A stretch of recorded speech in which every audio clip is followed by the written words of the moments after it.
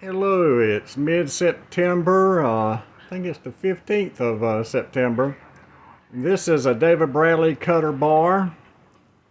The belt drives this, and um, a knuckle bearing in there goes back and forth.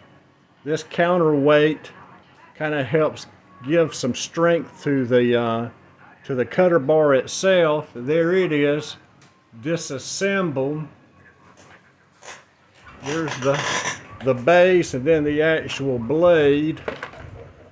Let me do this here. And I've used this before. I've got a video of it on my YouTube channel. And I enjoyed using it, but I just don't have enough need for it to just stay in a pile rusty. So I'm taking it apart and getting ready to clean it up, paint it up, and put it back together.